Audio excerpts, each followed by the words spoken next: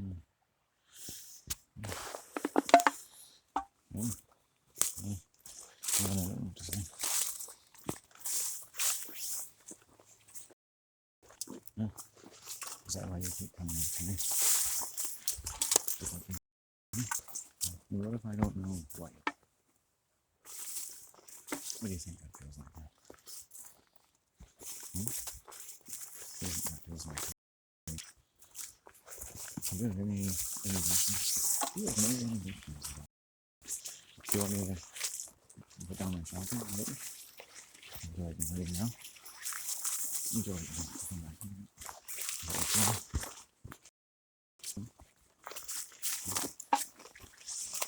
Hey, wait, I'll see you. Yeah, you just think about it.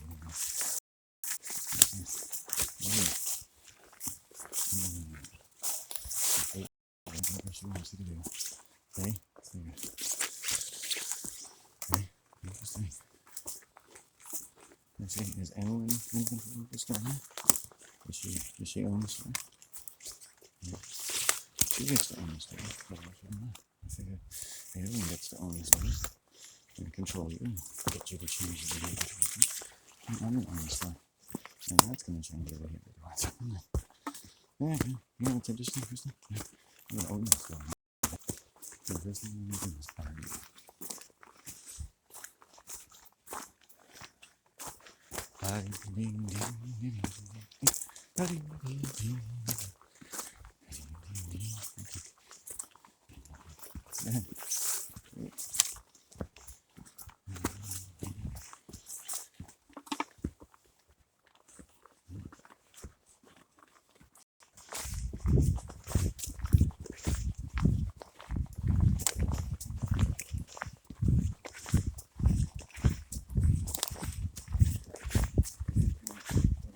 People who aren't Muslim and are mentally healthy, they listen to what I have to say. Okay? And I listen to what I have to say when we have a conversation. Are you able to do that? You think?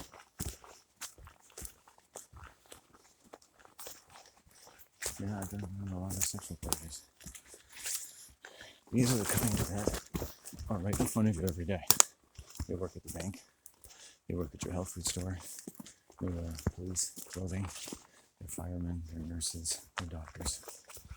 And it's just an industrial, occupational set of parameters and compulsions. People learn most occupations. They learn to lower their inhibitions throughout their life in a way that's commensurate with the abuse they've sustained, which is commensurate with the loss of their father. Right? Right? Isn't that interesting? Yeah. So when people attack you, they're essentially attacking a father who has no voice in the world. A father that's been overcome himself. A father who's lost you. A father who wasn't strong enough to keep you safe.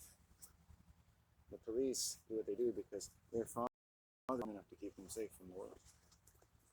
They allow them to be molested. And to go to the dark side. Like the Death Star is not a Death Star. It's a place created by someone, a man, a father, who's now wearing a dress, a black dress. Because the man should wear black because he's being given away. And his bride is the stormtrooper, who's a man wearing a dress on her head. Right? They're gender androids. All of Star Wars really is about gender, isn't it?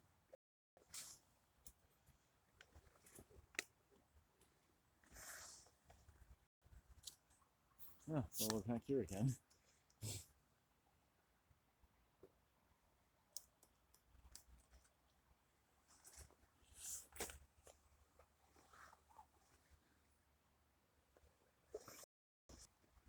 Oh. Okay.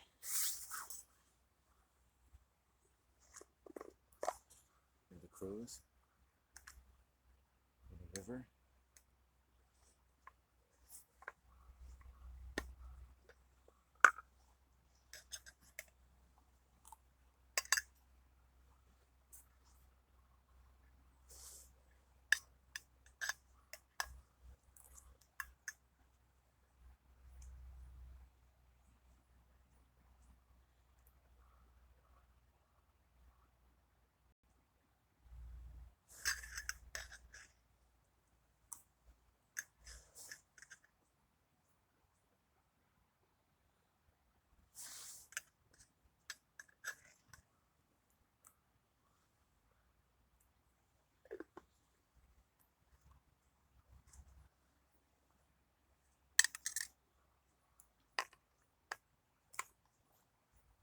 know,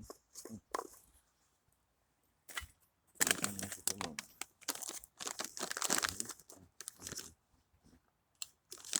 You want to hold that?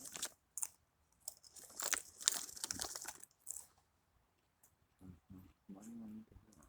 You don't want to hold it.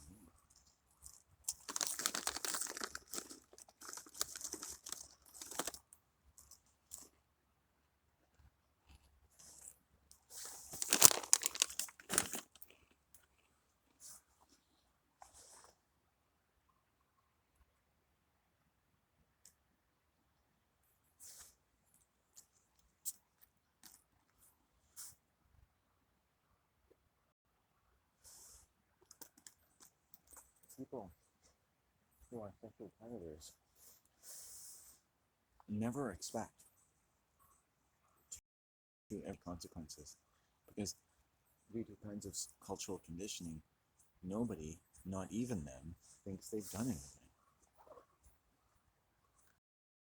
Can you imagine, like, sexual harassment, sexual assault, and rape are the hardest things to prosecute from the point of view of, like, the person really in charge of initiating anything and risking giving up anything you've got left is the person who's been raped or sexually assaulted.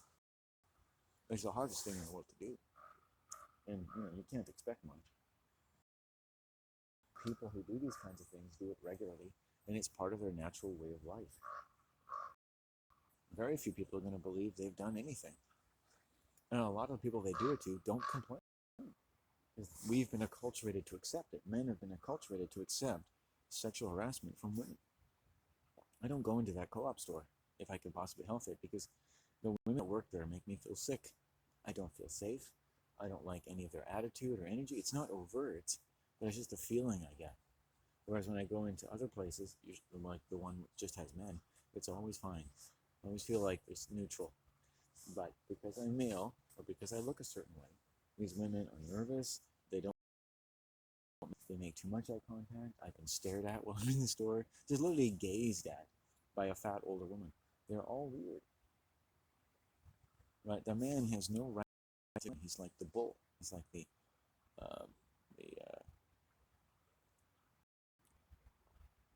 typical bull, or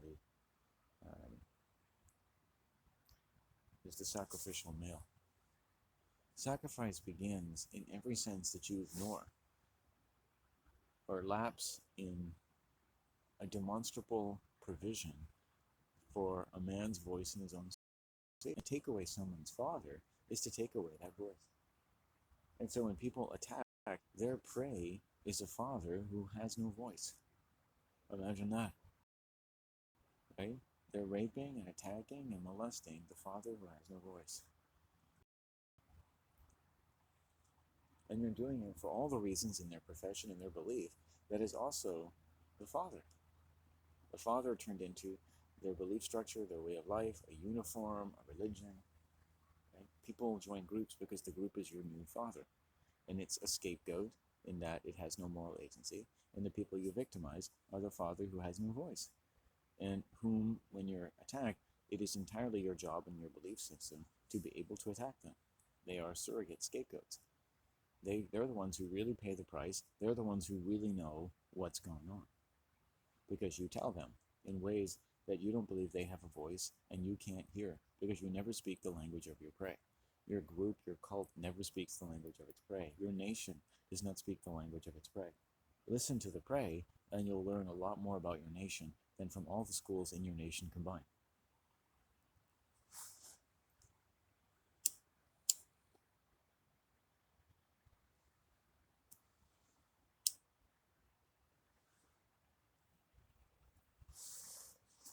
Yeah, we're not completely safe from that nail that was over there, but that's okay.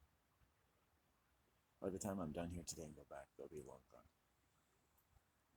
And I'll know when they're gone because it'll just clear the energy. The cult is still there. He probably thinks he's going to run into me. He's not.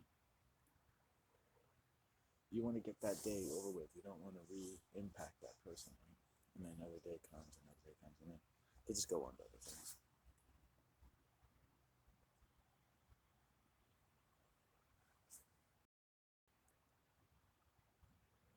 my brain was saying, say fuck you, say fuck off. And it's like, no. I went down a few registers. I was like, it's not worth it. Like sexual predators and predators of any kind, they put you in a bad position because you're going to say something or do something you do. And saying fuck off to some strange male who weighs more than me is not something I want to do.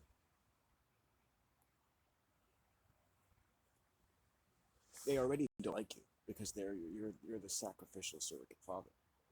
And everything they are in life that protects them from what they're doing is also their father. So you can't get between a man and his father. Or his father's scapegoat. He's got to take yourself away. Women scapegoat men all the time, and then they wonder why. So a man is taught, like, if I can sense something hinky about a female, I'm supposed to think that I'm the hinky one. If a woman is nervous, doing something that I've done a million times, like buy a pack of gum or something. I don't buy gum, but let's say. Then, I'm supposed to feel like, oh, she's nervous with me. Oh, okay. I'm making her nervous by being here. I haven't, talked about Better or asked her how she's doing.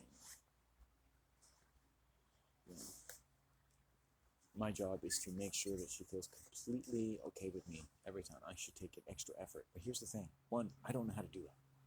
I'm not an expert. I'm not a psychologist per se. I don't know. You start jabbering on to make some anxious woman feel better, you're liable to make her feel worse. Hey, boy, you're a redhead, hey? Oh, does the carpet match the drapes?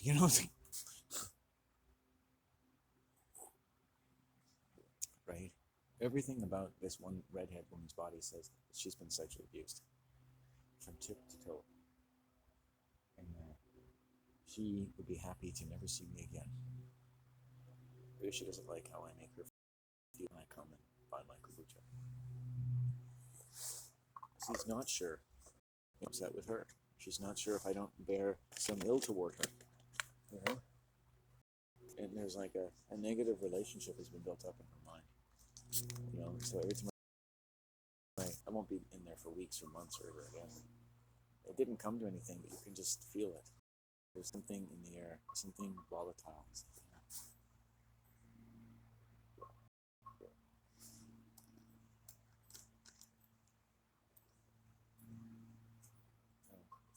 Particularly because you're a male. That makes a big difference. What they don't realize is if they treated me the way they treat any old woman that comes in there, there wouldn't be a problem. Right? Shipping the night. Hey, how you doing, Barbara? Because that's all I am. It's all I am. I'm just buying a chocolate bar and a drink. That's all I'm there to do. I'm not really there to have any kind of weird interactions with their female employees at all. It's the last thing in the world that I want. Right? Just, I just want to come and go. And that's my attitude. Bye, go. Bye, go. I'm not here to be your friend. I'm not here to socialize with you. You don't seem like the kind of people that really would enjoy socializing with me. Yeah. Do you go to garage stations and place and think like you've got to be their kind of people in order to enjoy shopping there?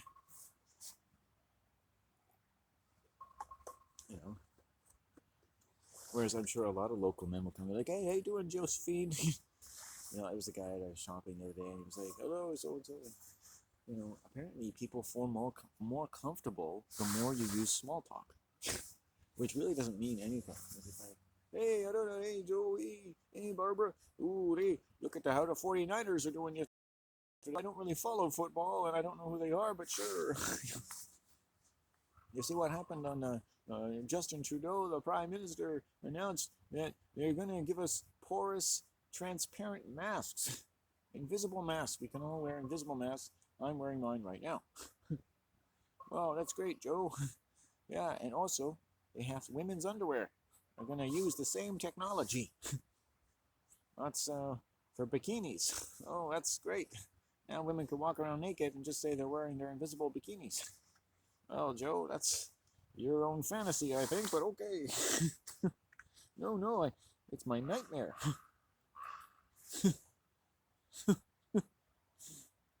Okay, well, I don't think that's ever going to happen. It's already happening. I can see you naked right now. Put on some clothes, Josephine. I've got x-ray vision. I can't turn it off. Is that a mole on your left nipple? Why, Joe? I have gotten myself into serious trouble going to health food stores and buying oatmeal and flaxseed because and have the reality completely flipped around. This one manager came up to me and it's like, Eowyn said that you were really friendly with her for a long time, and then you became unfriendly for no reason. The opposite had happened. The absolute opposite.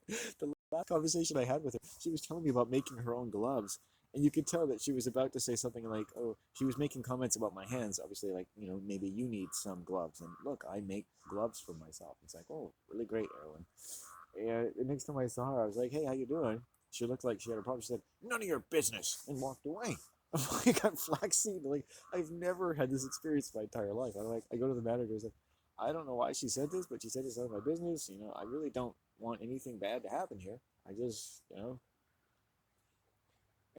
anyway, him and another bunch of employees, females, started stalking me in the store because I guess she lied and told him that, I had done some inconceivably awful thing to her after 12 years of shopping in a store with 16 and 17-year-old girls serving me every day, and no one has ever had a problem. But this middle-aged wino who starts wandering around when I'm in the store like she's some sort of feminist commando. And she's found out that in some parallel universe, I've been raping orphan girls and collecting money from them and selling them on the open market or whatever, because that's her body language. She hates my guts. Now, I'm pretty sure I know what's happening. Okay, and I won't go. There's a bit of a backstory. There's a couple other female sociopaths. So there's a heraldry that goes like a chain of sociopathic alcoholic women that go out of the store and into people, even briefly in Qualicum when I was living there. And in that chain, at the end of their chain, is a woman who sexually assaulted both my mother and me while on her healing table. Right? And I, we were, that was fine. Every time that she was hurting her child, or exposing her child to, then social services were called in, and she found out that I had called them, and so for 10 or 12 years she's been stalking me and telling anyone who ever meets me, and some of the weirdest, creepiest women I meet turn out to be her friends. And I get the impression that she's telling them that I raped her. Another thing about this woman is that she likes to sexually prey on men that she can't have, and when she can't have them, she'll tell stories about how they've sexually assaulted her. And that's part of her MO while she's stealing from them or, doing other things. And they're usually married, and she likes to have sex with married men. And this is what she goes for in life. She's she's got her reasons. She was kicked out of her house, and her stepfather tried to kill her or something. She was sore. Okay, and I knew this woman. I was like, amazing. How magical and earthy person she is. But then you start to see other things like how she changes homes. Like the time I knew her, I think she changed homes like 3 or 4 times. She told me like she'd had 12 homes in 5 years or something. And she would laugh about it. And you start to see that she lies to people a lot, and she exposes people and people she invites into her house to problematic things and people. That's what she does, and so on and so on and so on. But so eventually it dealt with itself. That's what I like about it. Her and she got another 2 women involved that worked in the store. All ended up losing a lot more than they wanted to lose, because I came into that store one day and presented the right energy: anger, determination. I stopped ever shopping in that store again, but I exposed not just these women, but I exposed the staff and ownership of the store that I'd been studying for the 12 years that I was shopping there. And I'm pretty sure a female manager that had left, who'd been there for most of that time, was and is domestically sexually abusing her husband. And I recognize the personality, and it all starts to make sense. Food stores employ a lot of the local cults and qigong schools and whatever, naturopaths, extremely excessively aggressive, volatile females, white females. The 2 females that brought this sociopath's slander into the health food store were both, by their own admission, drug and alcohol addicts. And I did not wish them ill, really, but that they brought ill upon themselves. It's unfortunate that they made the acquaintance of this woman who really they should sue, and it really brought a lot upon the store that employed them. But they were asking for it because the manager, standalone, is actually in the best economic position and the greatest offense, more than all of these girls combined, who are, you would say, mentally ill females. It's the male, or the so-called male, and the male owners that really should bear most responsibility. And these women shouldn't have lost their jobs. And I really didn't need them to do that. The manager was basically throwing them away. You can say could sacrifice anyone, but he would do anything to keep his own ass safe. And he was like relationship with the ownership. He could stalk whoever he wanted to stalk. He's a manager, he's an RCMP officer, and he's a criminal in this, he's in the same body.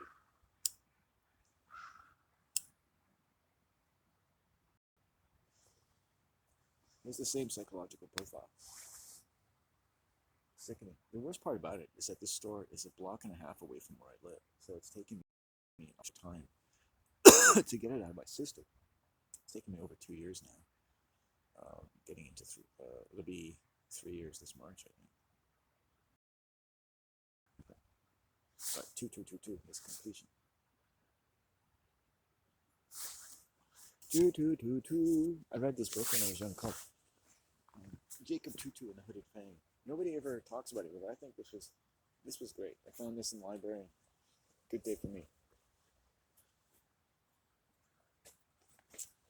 Then there was one about a smart boy who did his own detective work. I thought that was great. We should have more books like that.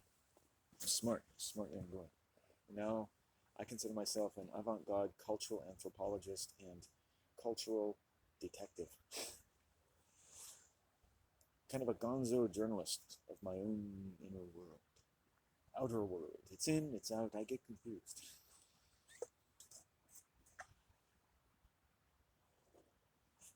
Think about this. The Death Star was made by a man who wears a dress on his body and his head, and his stormtroopers are the opposite color white, and they wear dresses. They're men who wear dresses on their head. What exactly is the Death Star? The sexual reassignment surgery star, obviously. Yeah, so that weirdo got into my ethereal field a little bit. He's walking out there stalking me or something.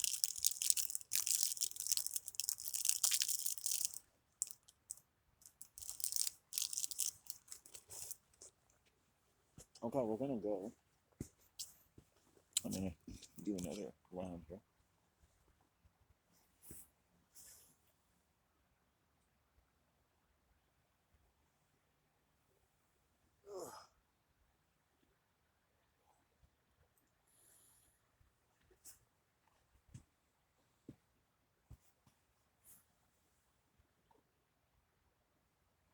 I'm still healing from the shock to the household. Like, there's been evil around my house. And like I said, and as I need to say again, a lot of that is coming from my sister, and in general, women that my mom talks to, through whom she is accidentally or inadvertently porting in negative or evil energy into the household. It's like someone getting infected, Parasites in the human blood, in human brain, in human speech, live and swirl around throughout the day to day, all over the world. An old man just said something to me one day who knows me and doesn't like me. And it seemed innocuous on the surface, but I knew instantly that it wasn't. And you could get mad and say kook or this, that, the other, but the fact of the matter is, it's just how he is. He just has parasites. And I can feel them. And because I'm someone who can feel them, the parasites on the one hand, but they see me as nothing other than prey. Right? He can control himself around me. Right? He has a problem. Right? When someone is for some reason uneasy, like that woman at that point, right? That's sexually predatory. They're uneasy for no reason about you. They're the dominant people in the space.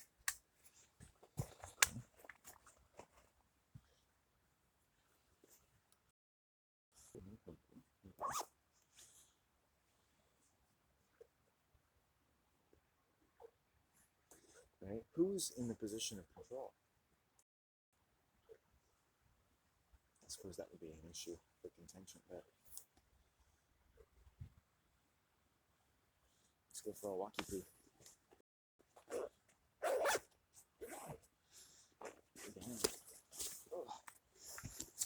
Yeah. We shouldn't see if I'm still here. I mean, my mom has delicately invited me to move. I think the main thing for me is if my mom is happy and feeling healthy and motivated. Mm-hmm. That's the main thing. My mom just wants to be happy.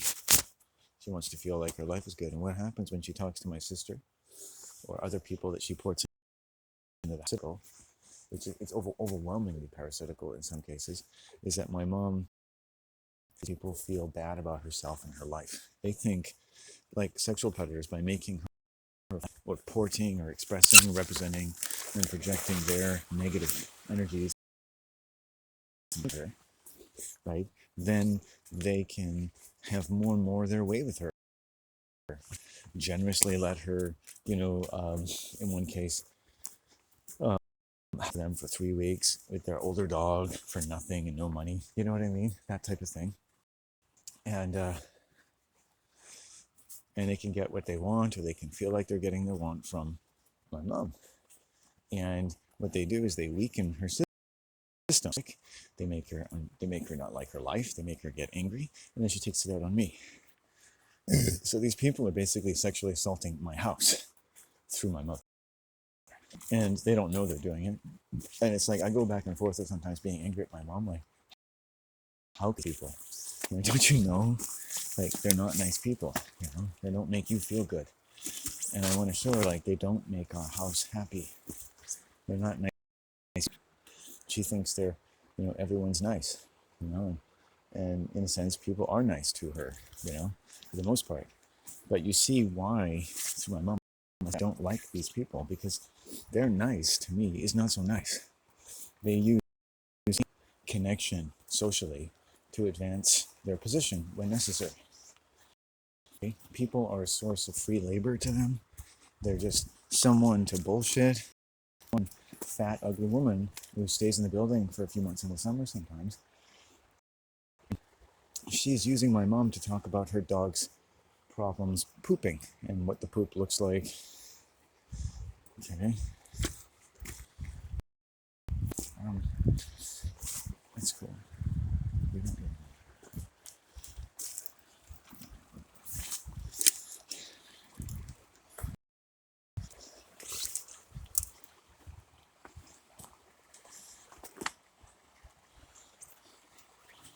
And just doesn't, and my mom said, right, this woman probably makes people uncomfortable a lot. And I said, yeah, you're right, Mom. She knew instinctively, talking about it, that people who are like this, they're quite habitual. In general, she just tends to control the conversation. But one day in particular, I caught her interacting with my mom, and I could tell, just energetically, I call it the human aura, that she was really dominating my mom. She was really taking her time. She was really in her space. And when I talked to my mom, I found out the substance of the conversation, and it was basically all about getting in my mom's space. Really getting into my mom's business, poking herself into her space, inserting herself. And the first time I met this woman physically, that's what she did. She didn't just say hi, she inserted herself into my life. She inserts herself. She thinks it's social to assert herself into people's personal space. Right? And maybe you could do that, but she's not doing it right. So these are the things that people have obviously had trouble telling her to get her to stop. And when you don't tell someone like this, or even when you do, they keep doing it. So I think there's a deer or something here.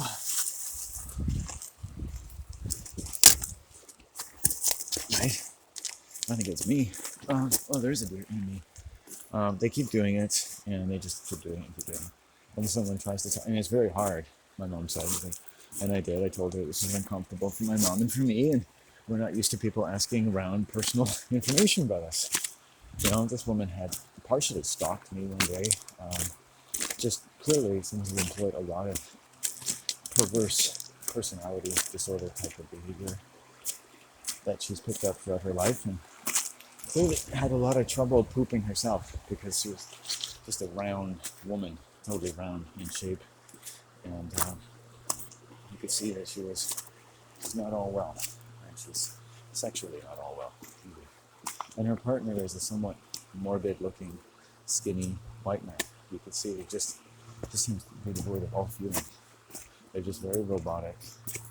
So these are people, who have been severely traumatized in their lives. That's one thing. They really bothered the household. It was a number of weeks. And I was counting the days until she fucking left. I was avoiding her at all costs. I've never, there are people who stay in the building and live there, and you hardly ever see them. From the moment she walked up to me and insinuated herself, it was like she was out there every day. Like she had nothing to do. And what I slowly learned is that they were too cheap. They had a car to ever take their dog walking anywhere but along the busy boardwalk. And it's not really even the best place for dogs. And they're just too cheap to go anywhere. They're cheap. And that's what I realized. Part of it was like they had a lot of money control and food control issues. And I just hope and hope and hope that they decide to sell their fucking condo and leave. I think they've got a tenant in there. And I hope they never come back. You need these people around like a hole in the head. But one thing's for sure, she's not going to approach my mother and me the same way again. When you live in a building, especially in your home, and you feel uncomfortable with someone coming up to you, especially if they're female, I think in many cases, and it's very hard from inside to tell them not to, because, it's hard to say, like, what it is that's bothering you. Conversation, they take their time. They never say, oh, time. Never think to themselves that maybe there's something other to do than to listen and talk.